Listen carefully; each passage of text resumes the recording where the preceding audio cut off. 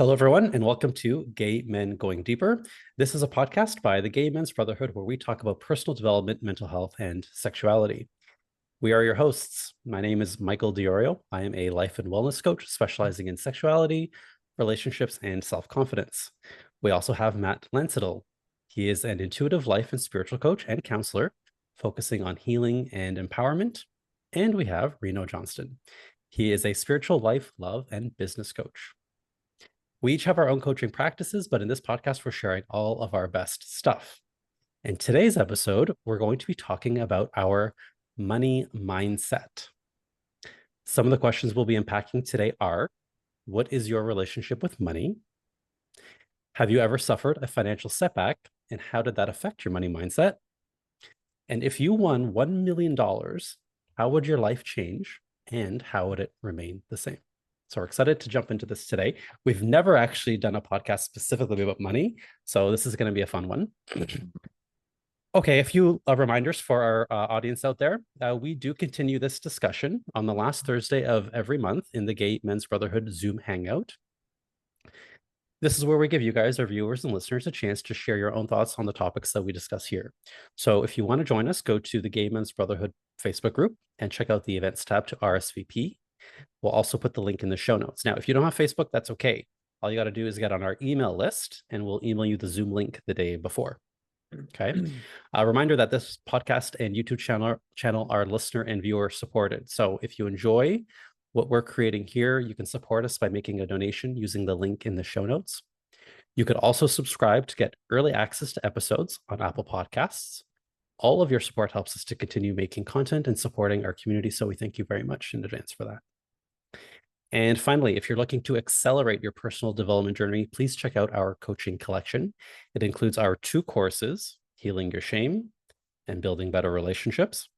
Plus, it includes over 45 premium personal development coaching videos on topics relating to body positivity, relationships, self-confidence, and community.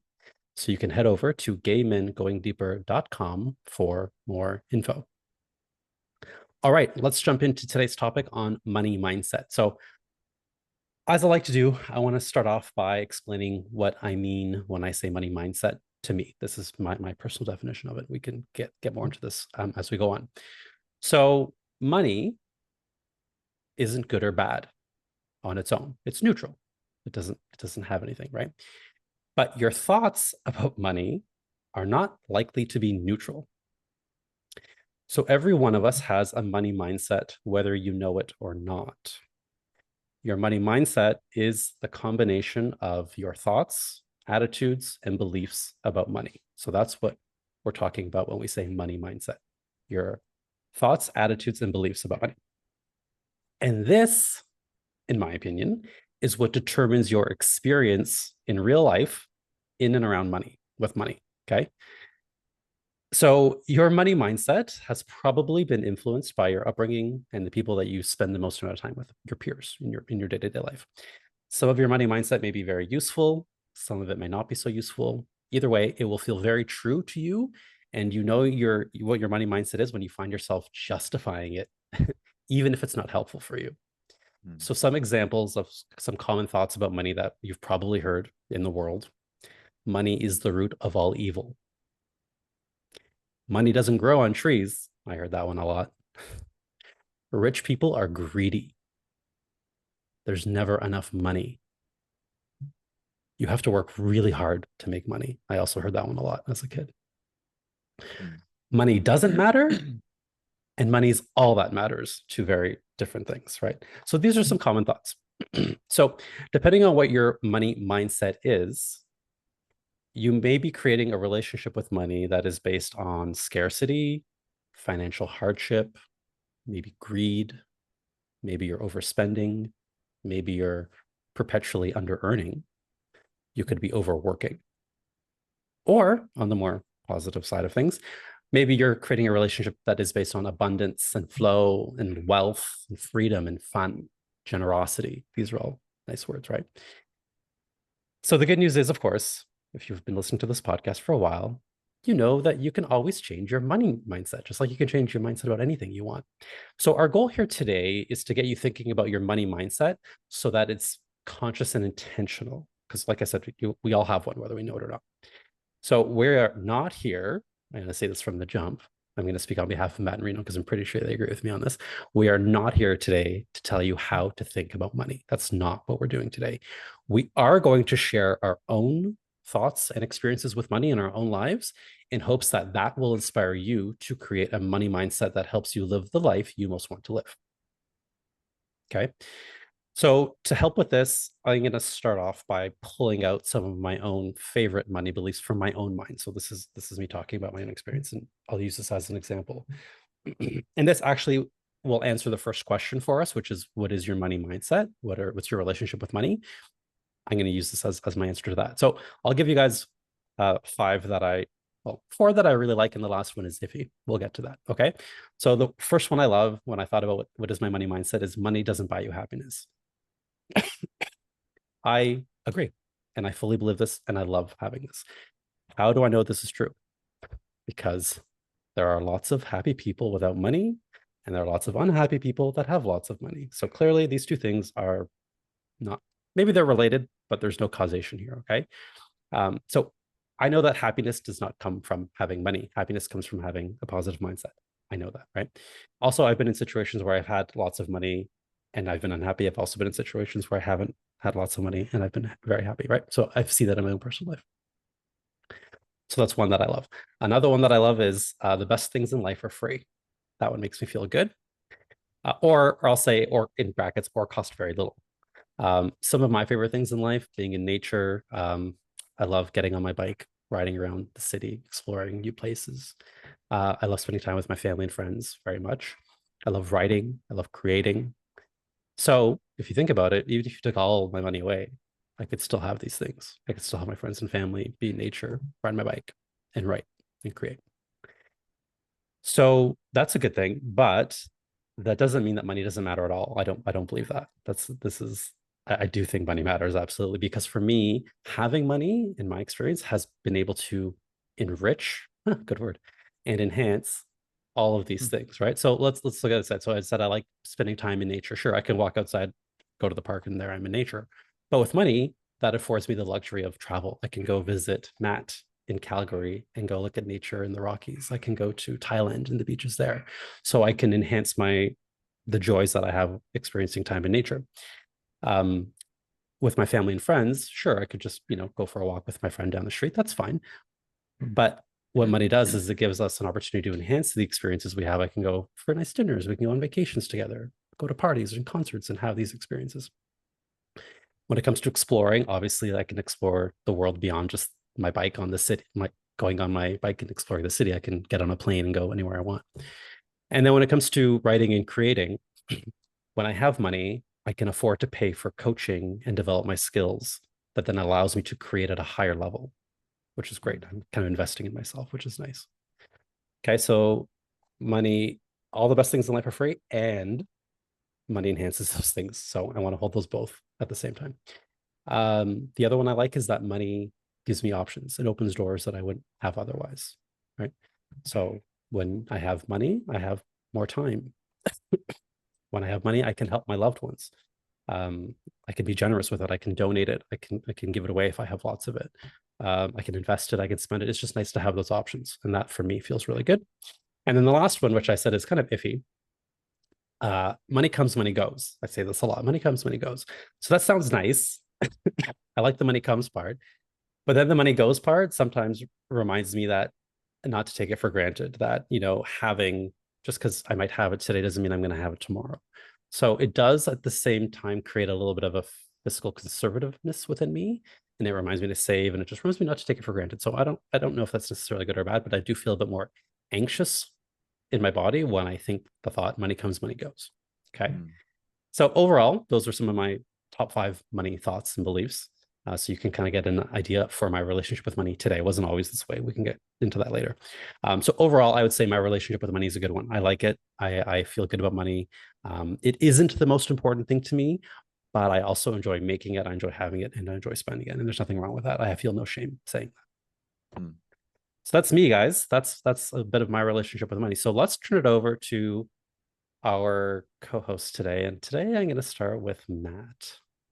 Okay. All right. Yeah, thanks for the introduction, Michael. That was really good. It stimulated some things in me. I always like when I don't have to host because then I get to like, kind of stew a bit. Yeah. And so thank you for that. Yeah, what come up for me? So I grew up with, I would say, like middle class. Um, my dad really instilled a lot of responsibility in me around money. So he told me, I wanted a car so bad. I got my learner's license when I was 14. And I had my car when I was 15, and it sat in the garage for almost like 8 months before I turned 16. So the day I turned 16, so I'd go in there every night and I'd sit in my car in the garage and I'd smoke some weed. And, I just like christened the car. And then when I was 16, I was like, okay, I'm heading out. But I ended up saving up for that car. So I believe the car was 7,000. It was an Acura Integra. And I saved up $3,500 working at A&W. And I had $3,500 in cash in a sock in my sock drawer. And then once I had that money saved up, I went to my dad, and so he matched that. So like I've always had like he instilled that in me to like be really responsible.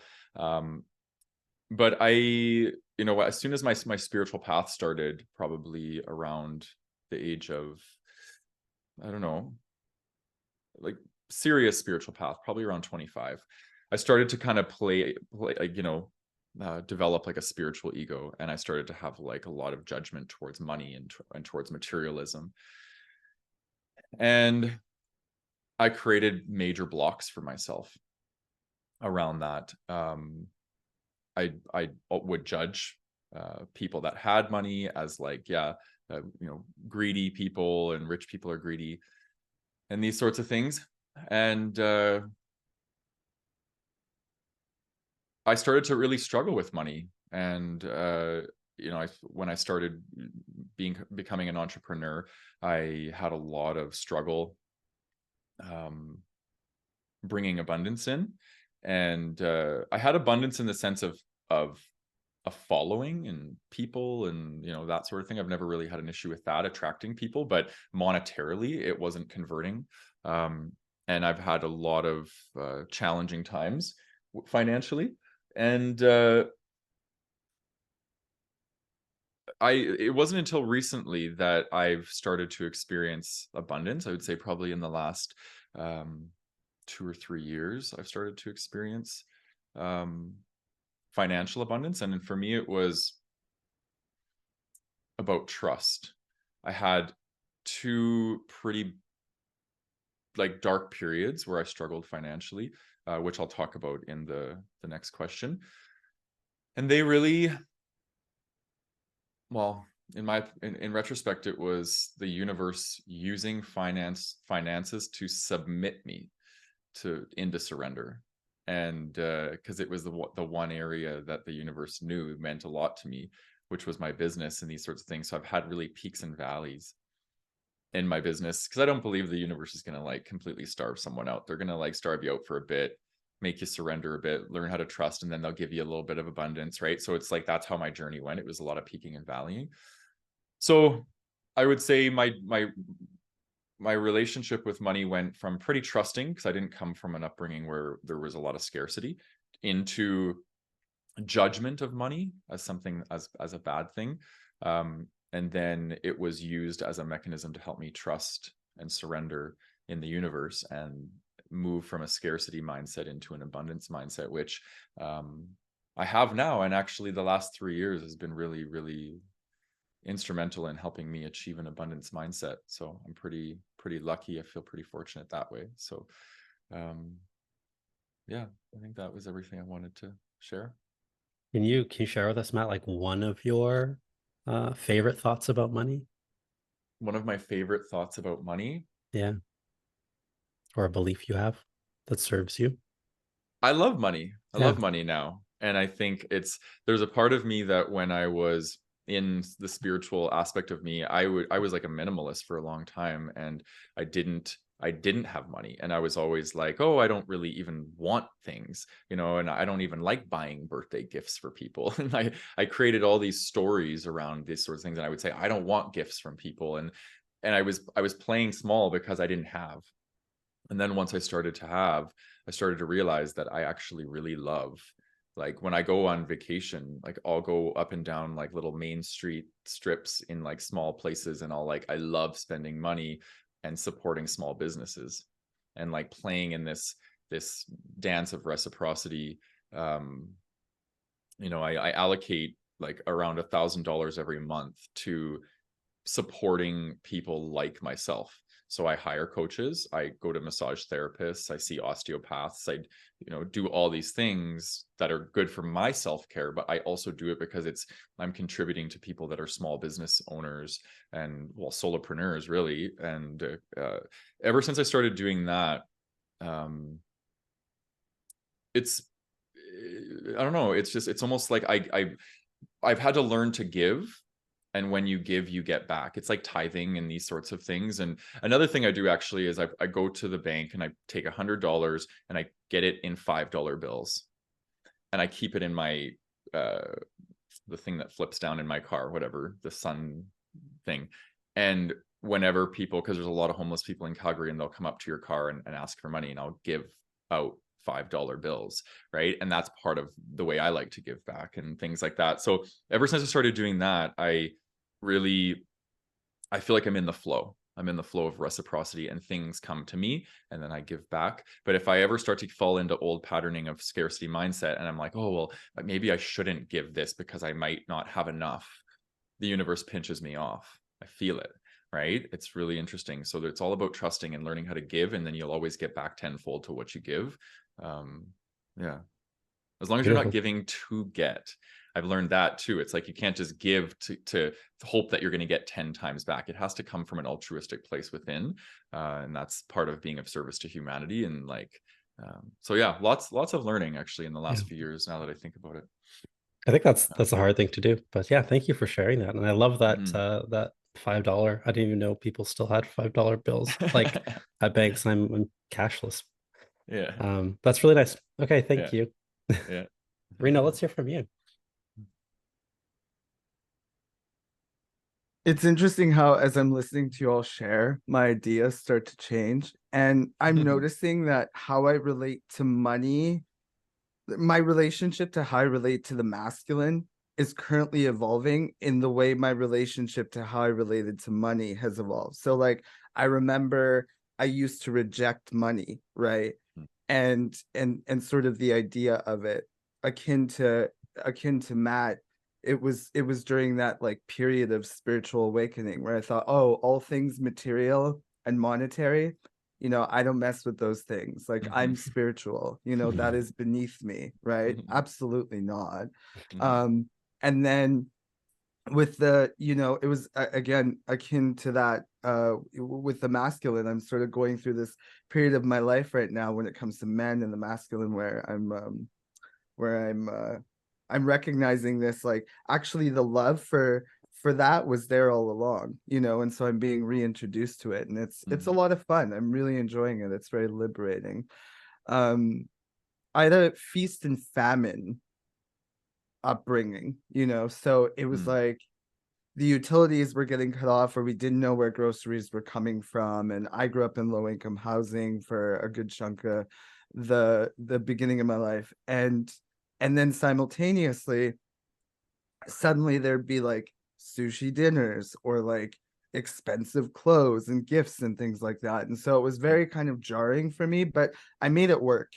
And when we didn't have money and I wanted something, I created it. So, I can remember being a kid and setting up a lemonade stand on the curbside, and getting really comfortable with creating what I wanted and asking for what I wanted. Um, I set up a car wash. I think I was maybe like 10 at that point, something like that. Set up a curbside car wash, and I learned the power of marketing. So imagine me in this like ridiculous wig, and I still can't believe, first of all, I can't believe I'm sharing this, but second of all, I still can't believe I did this. But I had this like crazy wig on, and I went and put on this like ridiculous dress, and I was on the curb holding up this sign, and just like I would whip the wig off my head and like swing it around, Anyway, people just thought this was so hilarious and so cute. And there was like a group of us standing by the curb, and we had this like car wash set up, and we ended up making a bunch of money. And so very quickly I learned the power of entrepreneurship, of asking for what you want, of selling, of marketing, and it stayed with me. And so I would say, like, as far as my relationship to money goes currently, I recognize it as, you know, two things. One, currency, you know, and I love that word current, you know, it's like it flows in and it flows out, you know, money flows, right? And it's used for the exchange of goods and services, you know, very simply. And two is that it's an idea, you know. A lot of like my relationship to idea, or the way, or sorry, money, or the ways that I look at money currently are that it's simply an idea, you know, and I project all of my sort of internal beliefs, thoughts, ideas onto this notion of money, and then as a result it reflects all of that back to me, right? And so for me, what that points to more than anything, and what that has pointed to more than anything, is my infinite capacity to create, right? Like that, when I saw that, it blew my mind. I was like, I'm creating everything, you know, I'm creating what relationships are and what they mean. I'm creating what, you know, who I am and what that means. I'm creating who you are and what that means. And I'm creating what money is and what that means.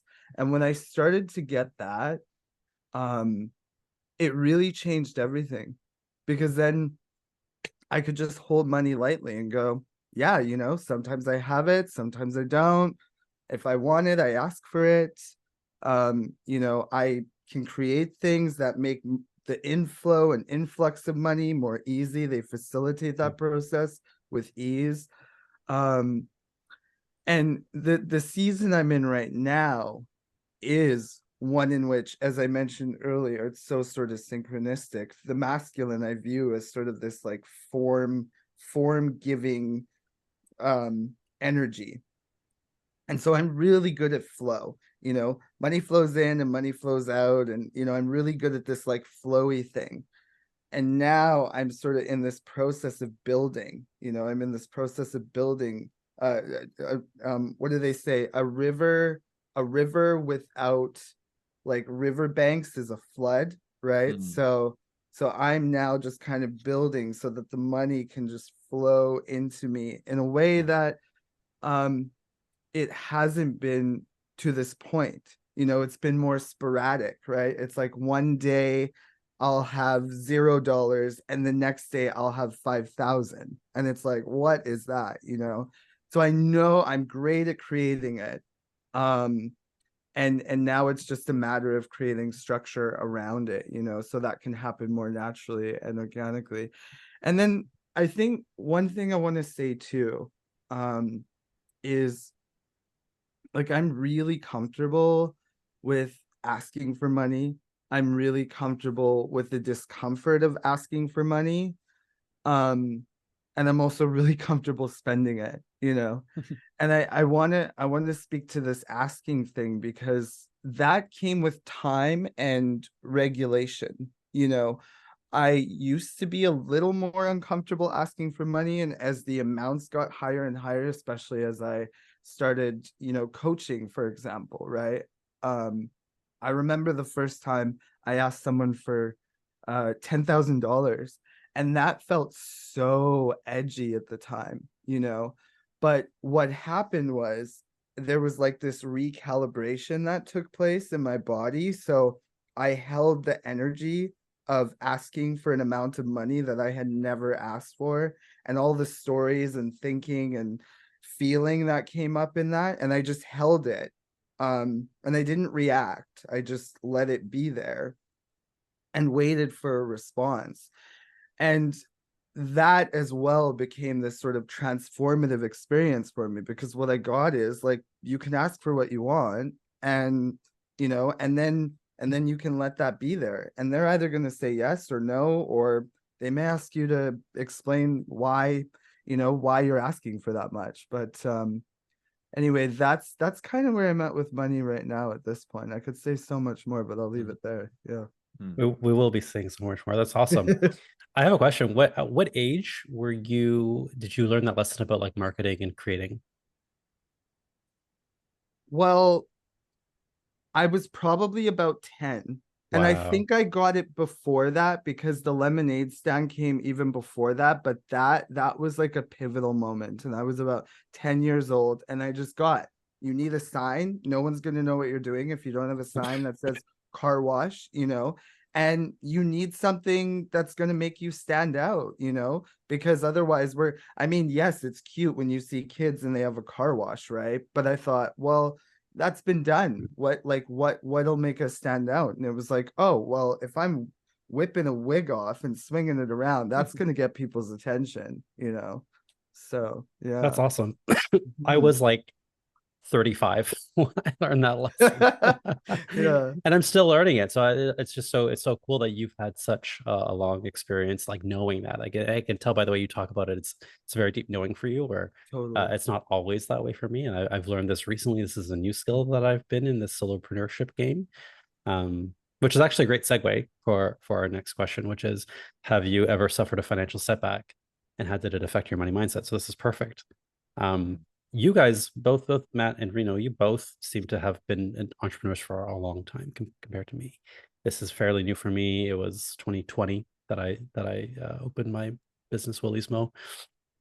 Before that, I had always been in a corporate job. So in that corporate world, it was in financial asset management here downtown Toronto on Bay Street, which is like the equivalent of Wall Street. I was making good money. By my mid-30s, I was making six figures. I had a salary, bonus, options, all the things. So I got really used to having money, and I started working there fresh out of university, whatever age that is, early 20s. So, and in my childhood, we were in a middle-class family. We didn't struggle too much, at least not that my parents ever let me see. So I didn't really know. So yeah, I've never really had to deal with that, with any kind of financial setbacks.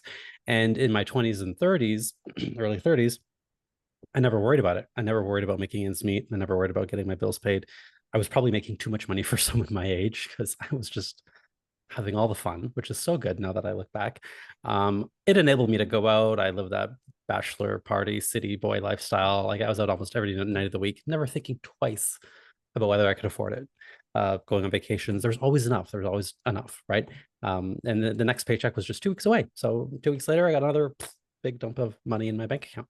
That was really nice. So imagine my surprise when I started my own business, and out goes the cushy paycheck, and it all dried up really quick, really, really quick.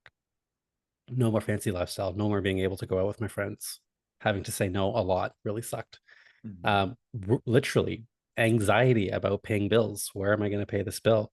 Having to say no a lot. I even had to move out of my place. I couldn't afford the mortgage in my place, so I had to move out of here. I had to move out and find somewhere else to live temporarily, which is actually when we started the podcast, I believe. And I sold my car. So I had a car. I sold it. Couldn't afford that either. I was on EI and government assistance in that first year of starting a business. It was during COVID as well. Didn't help anything. So that was the first financial hardship that I ever had to experience. And it was really tough coming from such a abundant lifestyle to have it all kind of go away really quickly. But I did it on purpose, because I knew that I didn't know, but I had a belief that if I stick with it and I focus my energy and I focus my mindset, that this was really going to pay off for me. And it has. So I'm really happy to say that on the other side of it, things have turned out just fine. So how did that affect my money mindset? Well, certainly put it to the test. Definitely went into scarcity mode quite a bit. There's not enough. That was the thought all the time. Not enough. Here's the bills. Here's money coming in. Not enough. Not enough. Is very desperate. It's very scary. I felt very anxious. But it did force me to really learn to surrender, that I talked about, and believe in myself. because I had been so used to relying on this corporation to just give me a paycheck.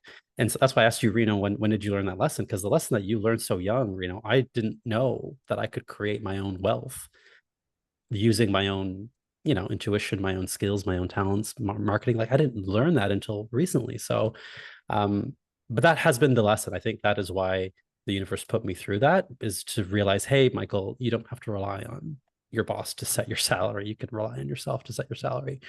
So I learned now through that experience that I see money as something I could create from living my purpose, not as something that I have to earn through suffering, working through a 9 to 5. That's been the biggest game changer for me. And that financial setback actually set me up for adopting more of a abundant money mindset.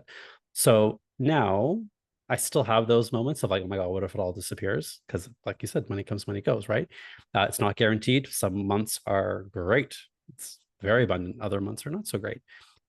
So it allows me to learn more about saving and not just spending willy-nilly like I used to. I'm a bit more fiscally conservative now than I used to be. So yeah, that was my financial hardship. And again, wasn't too long ago that I had to go through that. So let's hear from you guys. I'm actually a little envious that you guys got to learn these lessons about money, creating your own money, creating your own wealth early. I wish that for someone listening to this who's young, please listen to us. Like it is a wonderful thing. If you're built that way and you're built as someone who, after listening to these episodes about purpose and discovering your purpose, if that appeals to you, if these episodes appeal to you, by all means, like you do have what it takes. And yes, you might need some coaching. Yes, you may need some help and support, but it's been the most amazing journey for me. Yeah, thanks for letting us into your reality and doing so vulnerably, because yeah, sometimes it's hard when we are struggling financially to like want to share that with people because there's a lot of shame around it. And yeah, so I get it. I'm going into my 12th year of being an entrepreneur. So I left a cushy, well, not as cushy as yours, but I was working for Alberta Health Services, which is a provincial government organization, as a mental health and addictions counselor. So I was making good money, about 80 grand a year, something like that. And I did it for 2.5 years, I think. And I don't like working for people. I hate it. I hate answering to people. I'm too visionary. I'm too much of a visionary. Like I want to be the one that makes the decisions for the organization, not has to follow the decisions of the organization. And I knew that from myself from a very young age. So I was always, getting written up at work places for like, that's just who I am. So I'm like, okay, I know I'm meant to be an entrepreneur. So I left, started my own private practice, and it was like moderately successful, but it was just a grind, peaking and valleying. And I went through a really rough patch. I went on a stress leave from work because I ended up having to work for an organization on the weekends doing doubles. And then I decided to give that all up, and I moved to Vancouver, and I started working at a gym. And again, I lasted 6 months, and then I was like, peace out, this sucks. And I started hustling, and that's when I started building like, my fitness nutrition business. And I started just riding my bike around to condo gyms and like training, got different guys that I had met online and things like that. And from the Steve Nash gym that I had worked at. And that went really well. And then that was kind of how things started to peak. And I ended up peaking really well in the fitness industry. Like I had a big social following. I was finally, for the first time in my career, making really good money as an entrepreneur. And I'm like, I made a 5-year plan that I was going from the time I was living in Vancouver, that I was like, I'm going to become an online coach, and I'm going to be living abroad, and I'm going to travel, and I'm going to go to Thailand. That's what I said. So I did it in 4 years, not 5. So I packed up my stuff, put it in storage, went to Asia. And I left Calgary with 33 clients, and I was making really good money. And I was living in Asia, living the life. And then COVID struck. And one after the other, email after the other, clients canceling. Like the gyms are closed. right? I can't afford this, like all the things. And I ended up coming back to to Calgary with 3. So 33 to 3 clients. And it was really humbling. I had a lot of shame. I was demoralized. It was really crappy. And I wasn't quite sure what it was that I wanted to do, but I just, there was a period where I wasn't sure what I wanted to do. And then it started to become clear to me that this is all a sign. This is because it was interesting. My fitness and nutrition coaching was turning into counseling sessions, and my clients were like loving it. And like the old me that had this really deep desire and sole purpose to counsel people was coming through. And I started working with like food addiction and people wanting to deal with the emotional side of weight loss. And that's what my fitness and nutrition practice started morphing into. So anyways, I came back. I had to go on CERB, which is like the assistance that the government gave to people in Canada, and lived off of that for a while, and then just slowly built up my counseling practice. And it's been a grind. And just in the last 2 years, things have been flourishing.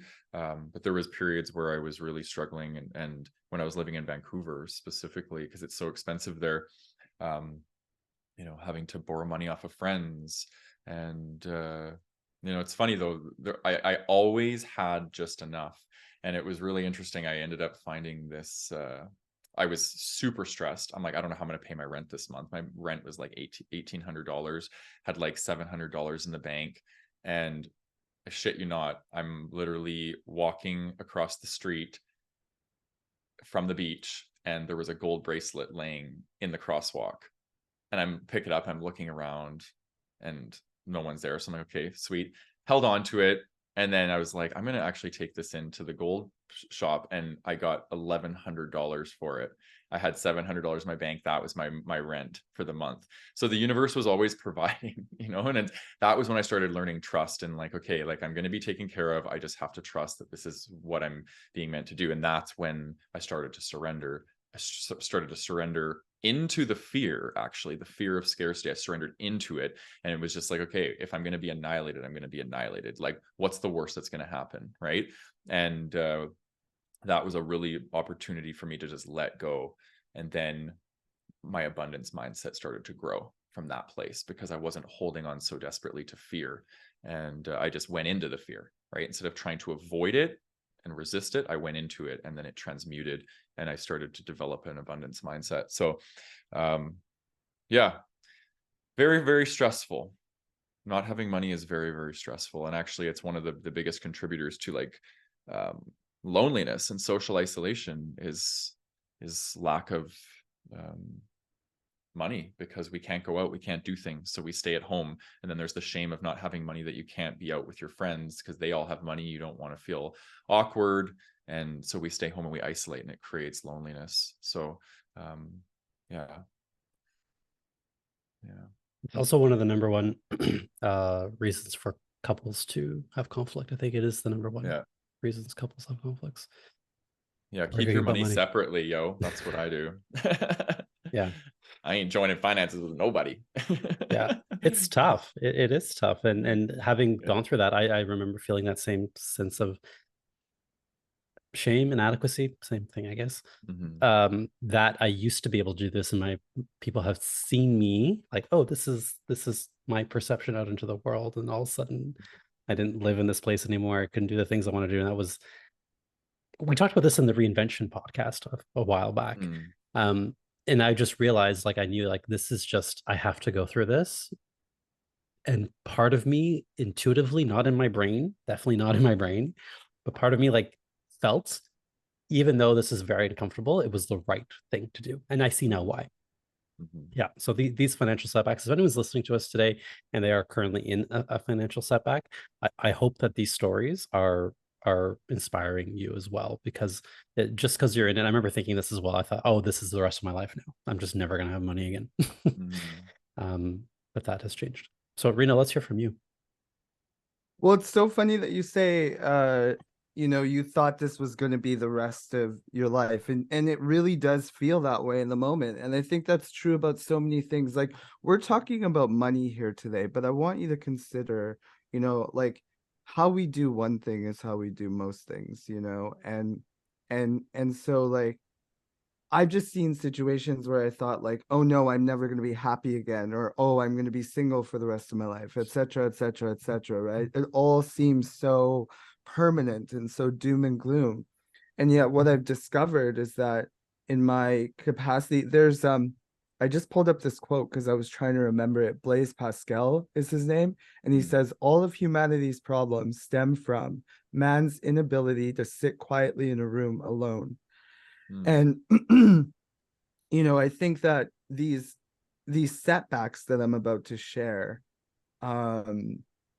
they forced me to do that in a way, to sit and to reconcile with some of these worst case scenarios, whether they happened in actuality or they were imagined ones that I was just forced to reconcile with internally.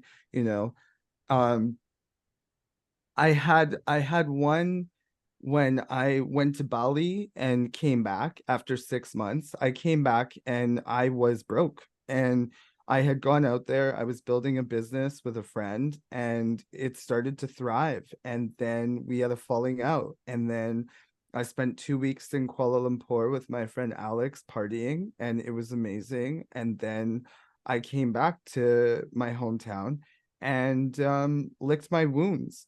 And to be honest, I spent about 5 years living in a house with my friend and her two girls in a small room, which was lovely. Like, the house was in a lovely neighborhood. I'm not trying to paint this like horrible picture here because it really wasn't that. It was in sort of a middle upper class neighborhood. Um, Wonderful family, beautiful experience. But the reason why I'm sharing this is because it lasted about 5 years, I think it was, and during that period, I was making money through coaching. And it would come and it would go, but I wasn't making a lot of money. And I was making enough to live and to, enjoy myself more or less, give or take. And I was navigating and reconciling with all of these judgments and stories I had in my head. Oh, people are looking at me and thinking, my God, why is this guy living with this woman and her two girls? There was all of this story and this narrative about what was happening and why it was wrong and why I should be doing something other than what I was doing at the time. That 5 years liberated me in ways that I am still benefiting from to this day. And my friend, bless him, said something that has stayed with me ever since. He said, Reno, you are essentially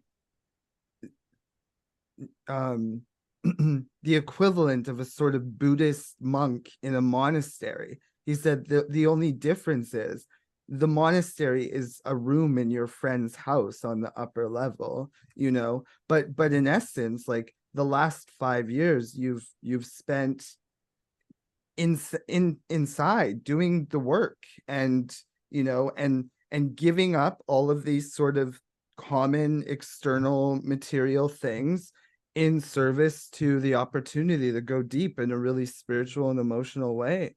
And I was like, wow, yeah, it really was that.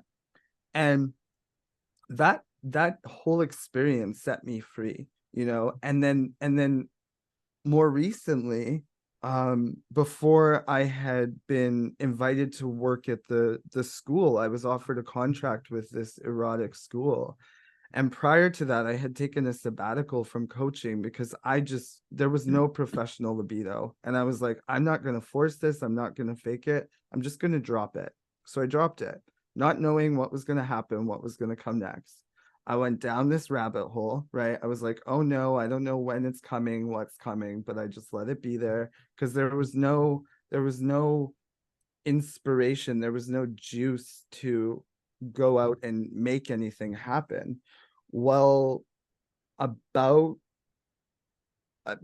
several months after that, I show up to a town hall, and I'm in that town hall, and I raise my hand and I share some things and ask a question.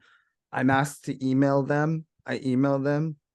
2 meetings later, I'm offered a contract with an erotic school, right? I could not have seen that coming. And I can't tell you how many times things like that have happened in my life where the money just shows up. I mean, Matt, you just talked about it. It just shows up. And so, to be really transparent, I resigned from the school about a month ago because it was no longer a fit. And I'm in a space right now where I am building and I'm creating and I'm returning to my work as a coach because I feel really excited about it again. And I'm, it's taking on new shape and new form and new energy. And so I'm very excited about that. And simultaneously, in the background, there's like, oh, I've got bills to pay. I need to make money. I've got debt as well. And I'm sharing all of this because it doesn't have to stop you. Like, I think sometimes people think that, and I thought this too at one point, that just because I'm in debt, that means I can't be creating, I can't be coaching, I'm not worthy, I shouldn't be seeing my friends, I shouldn't be going out and doing things I love, I can't create anything, I can't, create the things that I love, I don't deserve this, I don't deserve that because I don't have money. And that's just not true. And I've seen it and experienced it for myself. I've still coached and served clients powerfully when I've had debt in the background. I've had $0 and created and built and grown something, that was income generating with $0 and debt in my account, student loan debt and personal debt, right? So it's totally possible. And that changed everything for me.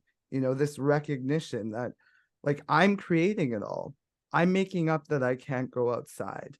I'm making up that I can't build a business, that I can't ask for money, that I can't create what I want because I don't have money.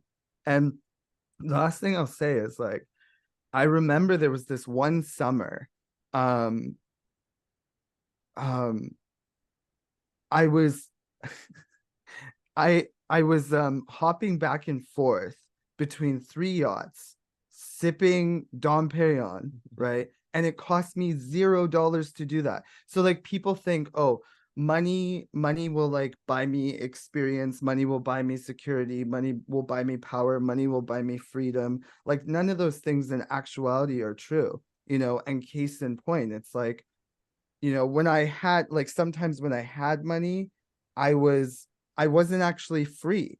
I wasn't actually secure or powerful because I was like, oh no, well, what if it runs out? Then what? Then who am I?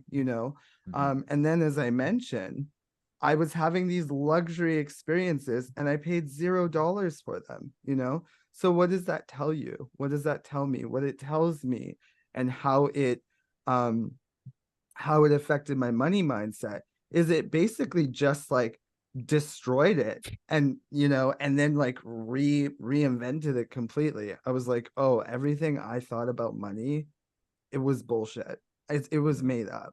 And so I just made up a new story, right? Yeah. If it's all made up anyway, might as well make up a story that serves you. Yeah. made up. And then in the same way that we reinforce every other story we make up, start looking for reinforcements of the new story. Yeah. That's all I did. I was like, oh, yeah, okay, right. Like, it can happen this way. It does happen this way. It can look like this. And there's proof, and there's proof, and there's proof, game changer. I love that. Yeah. So Reno, you're back to coaching? Yeah, so I'm coaching again. I'm coaching, I'm facilitating. I'm launching something in November on my birthday, which I'm excited about. I'm not going to say anything, but I'll let y'all know later. Yeah. And I'm writing as well. So there's, like, a lot of stuff happening in the background right now. And to be transparent, like I have enough money for like food. My rent is going to be late this month. This is me being really transparent, and it feels really edgy to say all of this, but it's like I'm building again. And this is sometimes what it looks like, but that hasn't stopped me from like going all in on the things that I want and asking for what I want and enjoying my life. I still get up every day. I still love myself and take care of myself and do what I love and and move in the direction of what matters to me, Yeah. because I can, because why not? Love it. Yeah. Good for you. So much passion. I love that. Mhm. Thank you. So viewers, listeners, if you like what Reno's saying, it just got Reno.com. You can find Reno there. He you. is open for business. Yeah. Little plug for you, Reno. And he'll even whip a wig around his Yeah, head for that's me. right. You know what? I just might. Okay, guys, our last question is one that I think is a fun one. If you won $1 million, how would your life change and how would it remain the same? I initially wanted to ask the common, okay, what would you do with money? But I thought, let's make this a little bit more interesting and talk about how your life would change and how it wouldn't. So I guess I'll start. Yeah, that's been the pattern. I will say if I woke up and there was an extra $1 million in my bank account, even though I just said money doesn't create happiness, I would be very happy.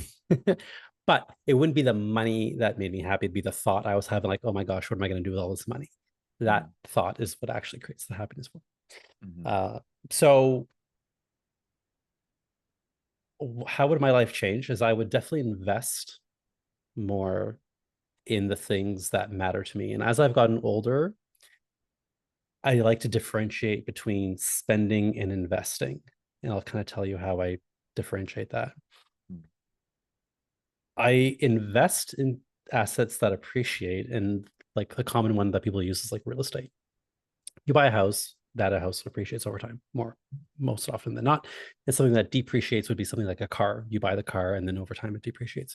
So I like to invest in things that I think are appreciating assets. One of those assets is me. So I would invest in myself, my own coaching, mentoring, training. That also includes my health. So I think any kind of money I spend on my health is an investment on me. I would invest in my businesses, Willismo, Gay Men's Brotherhood. I would definitely put money in that. All these things in my mind will appreciate over time. I would invest in my friends and family. That meaning I might just literally give them chunks of money because why not? Because I can, but also experiences with them. So one thing I would love to do is just pay for all my favorite people to go on a vacation somewhere on me, expenses paid. I think that'd be so fun. And you know what the funny thing is? As I was thinking about doing this, I was more excited about the look on their faces about telling them the news, not the actual trip. I just want to be the one like, hey guys, here's what I'm giving you, just to see that look of surprise. And then another thing would be like organizations and causes that maybe I don't have a lot of experience with, creating value in, but that really matter to me, that I'm not necessarily an expert in, not my zone of genius, but I would definitely help some of those organizations with doing the work that they are really good at doing. So yeah, I would definitely, that's how I see investments. I would also spend money on depreciating assets, totally, for sure. I'd buy a car, I'd get a new bike. I don't think I'd really change the way I look. I think I'm not really much a clothes fashion guy, so I don't think that would change very much. Probably still wear the same old 15-year-old shirts I've been wearing for so long. Yeah, so that's how I would change. That's some things that would change. How my life would stay the same would be, it's always going to be that there's always going to be good days and always going to be bad days. And I know that with money comes money problems, because I worked in asset management for 13 years, and some of the richest clients we had the biggest problems because they had to deal with tax situations. They had to deal with people trying to rip them off, people trying to scam them, people trying to come for their money, getting sued. They had to deal with accountants and lawyers and all these things. And the problems are always there. So you're going to have problems with not having money, and you're going to have problems with having money. So that's how things wouldn't change. There's always going to be good days and there's always going to be bad days. And I know that. And something I found in Fortune magazine, this is interesting. I don't know if you guys heard this. So they did a study in March of this year, and they found that people's happiness plateaus once they make 500,000. After 500,000, you're not any more happy. Yeah. Which I thought was interesting.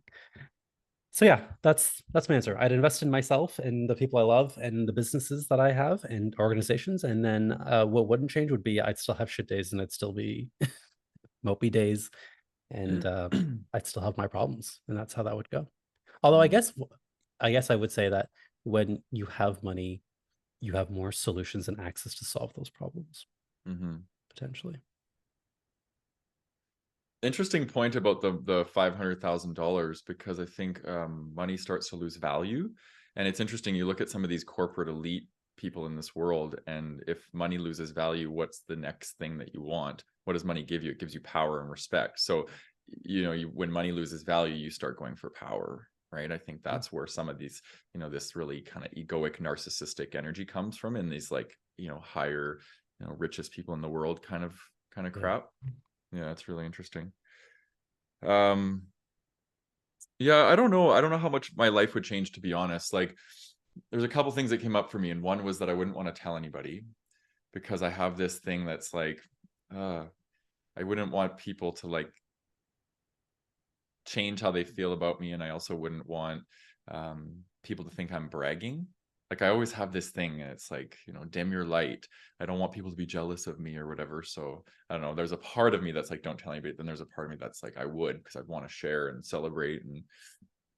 But I think the only thing that would change for me, to be completely honest, is that I would hire almost like a manager or an assistant full time.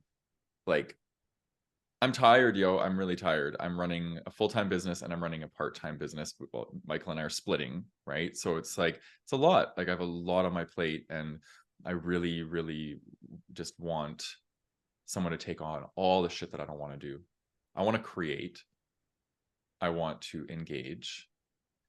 And I want to, write. I want to write my book. I've had a book idea for the last year and a half for my second book, and I have no time or energy to write, because I'm just kind of, right. So I know that's going to come eventually. That'll come, but that would accelerate the process of being able to hire somebody. Yeah, I'll leave it there. I My second life that. wouldn't change a ton. I'm gonna also, I would hire someone as well. Yeah. I would take 3 months off of working with clients, actually. And I would just reset my system, and I would go and just live somewhere warm, and just every day get up and write my book in that 3 months, and get all my ideas out. And because I think I have a backlog of content inside of me that needs to be pumped out, but I just have had zero energy to share it. So yeah. What about you, Reno? Yeah. Wait, what would that book be about? As I already know the title and everything, it's going to be called The Pursuit of Worthiness. Oh And my it's going God. to be healing the I'm not good enough wound that pretty much every human being has. It's going to be all about that. So trauma healing, shame healing, codependency healing, like all the things that contribute to the I'm not good enough wound. I really want to write a book that can help people through that wound. I can't wait to read Pre-order. it. Can I get on Yeah, pre-order? totally. Yeah. Yeah, 100%. If there's anyone who could talk about that shit, it's you. So Yeah, thank you. Thank you. Definitely. Hmm. Yeah, this question was so fun. So, and I had left some things out that I thought of as you were sharing. So thanks for the prompt. So I'd probably be pretty low profile as well, to be honest, like, because I just wouldn't want a whole lot to change. Like, I would just, but people might notice something, because I'd maybe like be getting dinner more than I normally did or something like that here and there. They'd be like, oh, thanks, that's cool. But so what I had written down as an answer, this was really fun. So I said I'd call up my friend back home and ask him to help me put it to work, so I could have and use more of it for the goods, services, and giving that I value. Because he's really good at that. And I acknowledge, like, I'm good at, getting money, asking for it. But as far as like holding on to it and putting it in different places, I'd hire someone to do that in a heartbeat. I'd hire a coach and an assistant. Thanks, Matt. I didn't think of an assistant, but I thought of a coach, because coaches, man, you want to like flip, yourself essentially, and everything that comes with being you, like hire a coach, it's yeah. So I would absolutely invest in a coach and an assistant. I donate $5,000, 1,000 per cause. So 5 causes, $1,000 per cause. I'd spend probably about $5,000 on some new threads, because I just like it would be fun to go shopping. And then I'd spend a small chunk to celebrate with my friends and family. And then I just carry on living and enjoying my life in a way similar to the way I do now, like I'd still go for hikes and walks and, just basically just do everything I've been doing more or less. But yeah. Yeah, it's an interesting one because, it's like I already do nearly everything that I enjoy and would do if I had more money. It's like Yeah. nature's free, friends are free, learning is free, and you can also invest in it, playing is free. So, yeah, yeah. The best things in life are free. That's Well, Well, one of my that's thoughts. it, Yeah. right? That's it. Yeah. Yeah.